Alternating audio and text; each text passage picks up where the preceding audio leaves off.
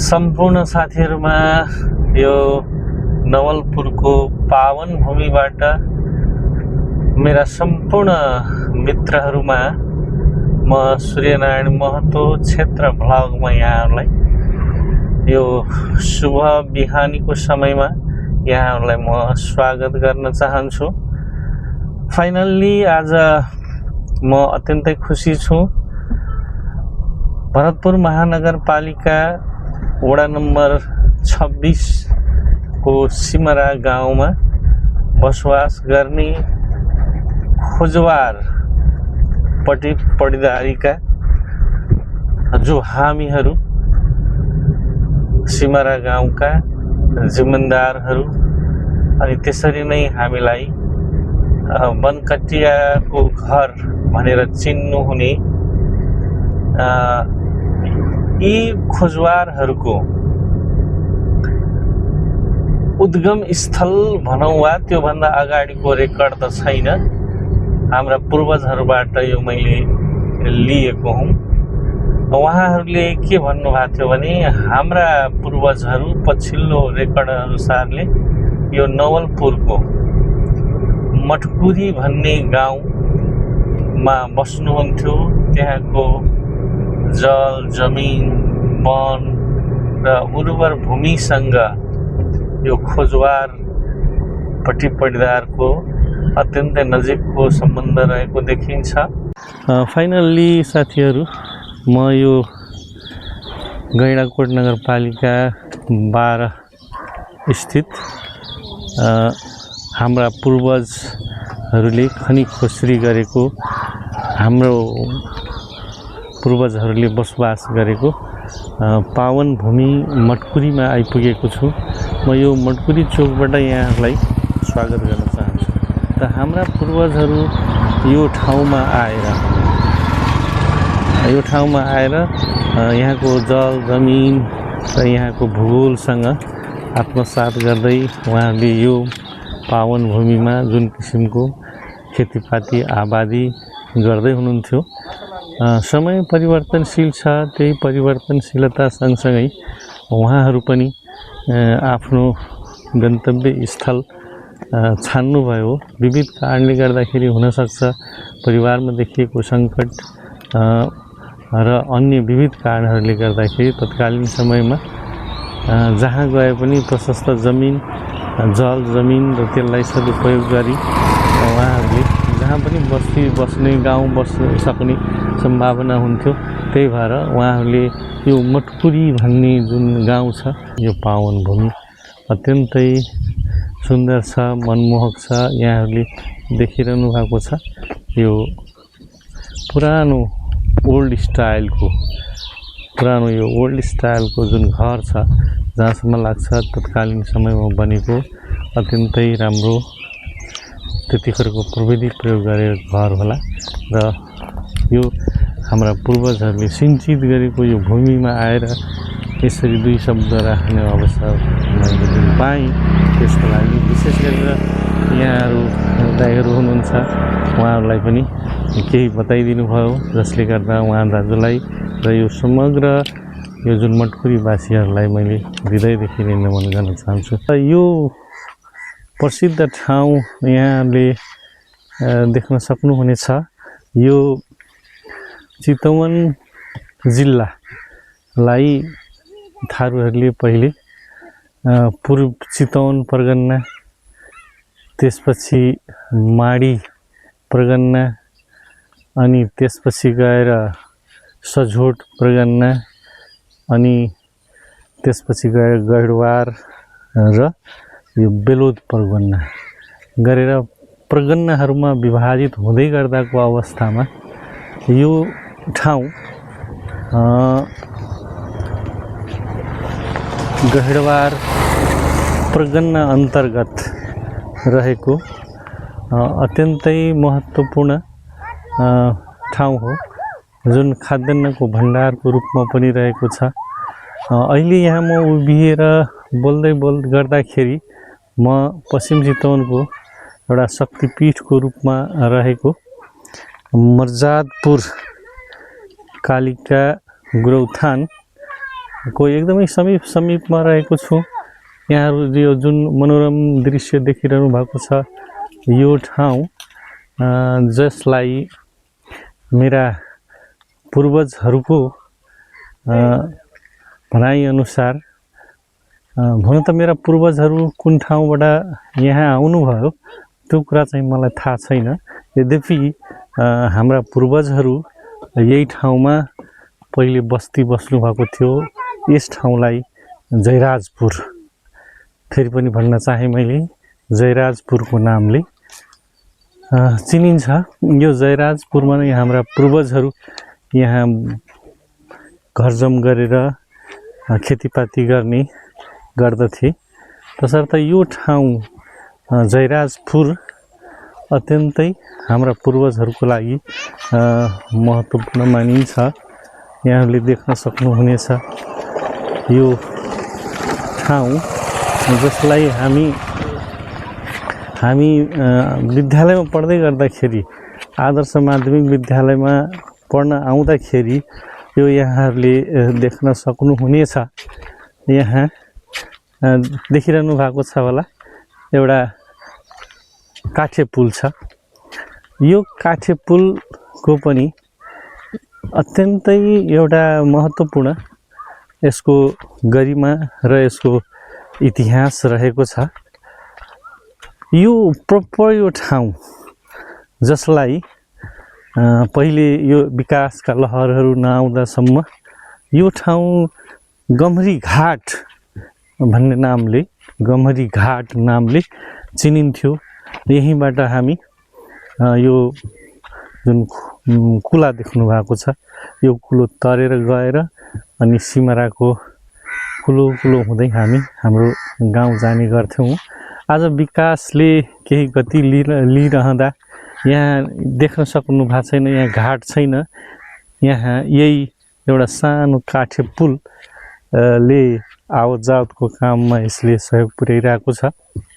तसर्थ हाम्रा पूर्वजहरू यो जयराजपुरबाट त्यसपछि उहाँहरू अब यहाँ प्रशस्तै जमिन थियो त्यतिखेर जहाँ खेतीपाती गरे पनि जहाँ जे गरे पनि प्रशस्तै खेती थियो। तसर्थ यहाँ हाम्रा पूर्वजहरूलाई सुख शान्ति अनि त्यसपछि सन्तान प्राप्ति नभएपछि उहाँहरू विरक्तिएर त्यसपछि मौजा स्थानान्तरण हुनुभयो, जुन पछि उहाँहरू यही भरतपुर महानगरपालिका वडा नम्बर 26 अन्तर्गत बनकट्टा भन्ने ठाउँमा गएर उहाँहरू फेरि बसोबास गर्नुभयो। र मसँग स्कुले साथी लक्ष्मण महतो सर हुनुहुन्छ। उहाँ यही गाउँको अर्थात् बनकट्टाको हुनुहुन्छ। मेरा अन्य साथीहरू पनि यो गाउँको हुनुहुन्थ्यो जोसँग म सँगै खेल्ने बस्ने रमाउने गर्थेँ। उहाँसँग मेरो एकदमै आत्मीयता मिल्थ्यो। उहाँहरू त्यस्तै हिमलाल महतो पनि हुनुहुन्छ, त्यस्तै हठन महतो हुनुहुन्छ र विडम्बना भन्नुपर्छ स्वर्गीय रामकुमार महतो पनि यही गाउँबाट बिलोङ्स गर्नुहुन्थ्यो। उहाँ अहिले यो धरतीमा हुनुहुन्न, तथापि पनि म उहाँलाई धेरै धेरै स्मरण गर्न चाहन्छु। त यो पावन धरतीमा मेरा मित्र लक्ष्मण महतो जीले यो हामी जुन जयराजपुरबाट यहाँ आएका थियौँ यो बारेमा केही थाहा छ भने यसो भनिदिनुहुन्छ कि भन्ने आशा छ। लक्ष्मण सर, अब मैले भन्नुपर्दा अब सूर्यनारायणजीले भनिहाल्नुभयो। हाम्रो चाहिँ अब पुर्खौली हजुर हजुर अब बुढाहरू अब हरेक ठाउँ चेन्ज गर्दै बस्दै आउँदै गर्दा यो ठाउँमा तपाईँहरूको पुर्खौली आउनुभएको रहेछ। हजुर कता कतै सुन्नुभयो तपाईँले पनि।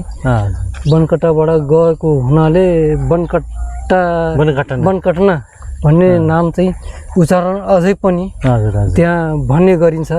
धन्यवाद हाम्रो लक्ष्मण सरलाई। फाइनली अन्ततः केही तथ्य हामीले पाइसकेका छौँ। त्यसका लागि मैले यो ठाउँ जुन सिंचित उर्वर भूमि हो, हाम्रा पूर्वजहरूले आफ्नो पसिनाले सिंचित गरेको ठाउँ भएको हुनाले विशेष लगाव छ, जुन कुरा मैले अघि नै पनि भनिसकेका छु। तसर्थ यो छोटो जानकारीको लागि विशेष यो बनकट्टावासी र यहाँ लगायत मेरा मित्रहरू लक्ष्मण हिमलाल हठन स्वर्गीय रामकुमारलाई विशेष स्मरण गर्दै आजलाई यही छोटो भने यही राख्छु। हस्त धन्यवाद। म आज अत्यन्तै खुसी छु। म आज मेरा श्रद्धेय व्यक्तित्वको माझमा छु। म जन्मेको गाउँ, हुर्केको गाउँ, यही माटोमा खनी खोस्री गरेर अहिलेसम्मको जीवन वसन्तहरू पार गर्ने क्रममा मैले जे जति सिकेँ, जे जति आर्जन गरेँ, अहिलेसम्म जे भएँ त्यसमा यो गाउँको माटोको महत्त्वपूर्ण भूमिका छ। यही भूमिले नै मलाई सिकायो, जसले गर्दाखेरि म आज यो अवस्थामा आइपुगेको छु। हामी यो खोजवार पटिपटिदारसँग बिलोङ्स गर्छौँ। यो सिमरा भन्ने गाउँमा प्राय सबैजसो खोजवार पटिपटिदारीका फ्यामिलीका मानिसहरू नै बस्नुहुन्छ।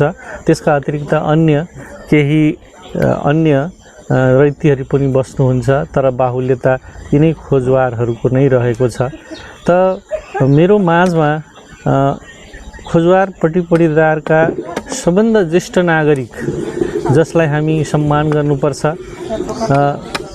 हामीले उहाँहरूबाट सिकेका, उहाँहरूबाट आर्जन गरेका ज्ञान सिपलाई हाम्रो भविष्य उजागर गर्नको निमित्त प्रयोग गर्नुपर्छ।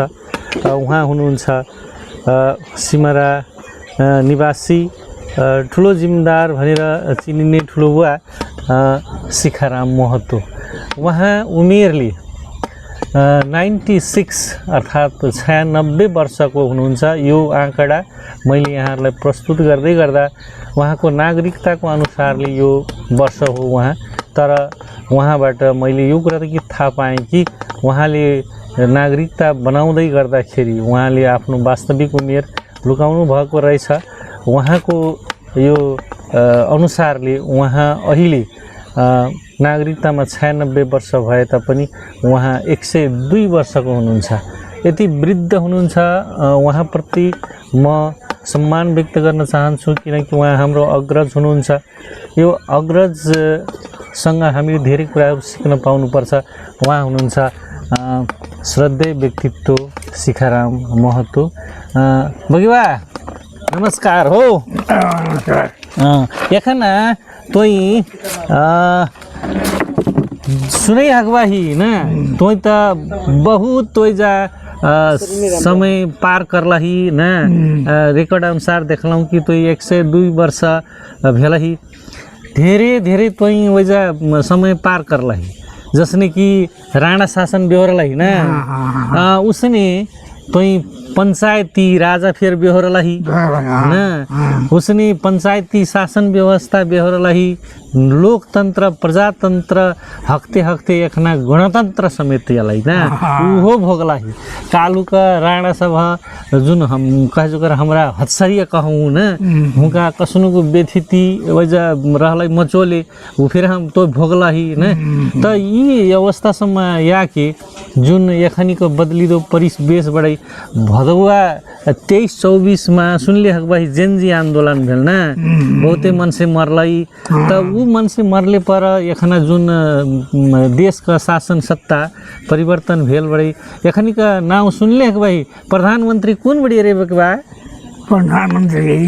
प्रधानमंत्री कौन बढ़िया? बालेन्द्र शाह बालेन। बालेन्द्र शाह बालेन कसै न। ओकर नेतृत्वमा राष्ट्रिय स्वतन्त्र पार्टी के नेतृत्वमा एखना सरकार बडो गठन भेल न। तोर या एखनी लैका जुन शासन व्यवस्था सब बेहोरलही न। तोर विचारमा एखनी लैका अवस्थामा यो खना तोर कसनुको कुन चाहिँ शासन व्यवस्था राज्य प्रणाली डहुल लगलै रे के बा? एखनी डहुल न। एखनी त्यहाँ फतके पवाई न।